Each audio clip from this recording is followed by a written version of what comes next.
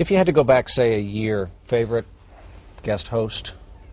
11 months? You want me to go back 11 months or a full year? No, let's take it back to like November 3rd. So that's the cutoff date. Of last year. Okay. Yeah. Favorite, is there something that comes to mind? Could be somebody from the business, someone who came in and surprised the cast with their ability to kind of grasp it and get it done while doing all kinds of other things. Okay, too. I'm going to, only so that I don't go back to my office and find a bunch of stuff tipped over. Yeah. I think Brian Williams was my favorite. You think, really? Is that an organic? No, it was organic. I came up organic. He was great. Bubbled up with he was willing to poke fun at himself. And you find that's the best characteristic, someone who is palpably a good sport?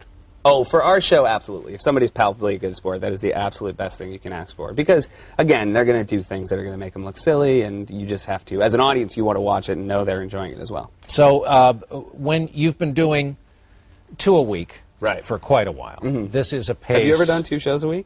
It's hard. You should try 5. Yeah. It's exhausting. Right. This is a pace this show has never had. Yeah. Has the work been spread out? Does the Weekend Update writers unit get most of the work for the Thursday shows, that kind of thing?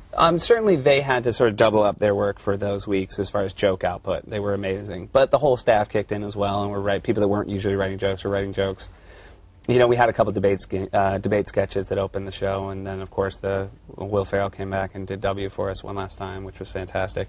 It was all hands on deck throughout the whole process. But I think adrenaline kicked in, and we were also thankful that the network was letting us to do so many shows. Was now, exciting. Parnell and Ferrell are among the returning graduates. Could you have done this without returning graduates? I mean, we can do anything. I mean, I think we can always pull it off, but to have Tina and Parnell and Maya and Will come back, and, you know, Adam McKay wrote a sketch for us, that made it a lot easier, and we owe them all our gratitude. I like the customized lighting on the floor. Yeah, absolutely. SNL logo. Elephant donkey, very nice.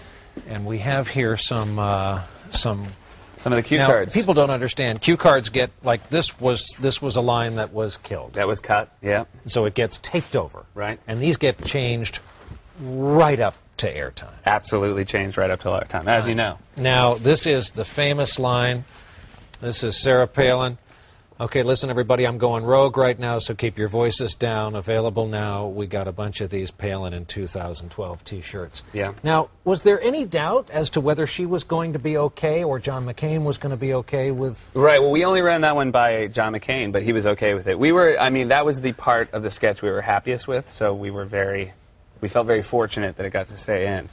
You have no sympathy for these candidates. Your job is to get all this stuff past them, to make them look bad, and they need to push back. Well, yeah, they should, you know, and again, we are very polite when they push back, I should point out. We don't fight them again, so...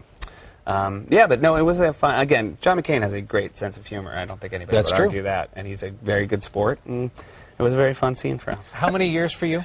This is my 8th. Wow. Can you believe that? Is there anything like... in the free world, 11:30 Eastern Time, when the stage manager counts you down to on air? Oh, absolutely not. I mean, I can't imagine there's anything left in showbiz that is anything like that feeling.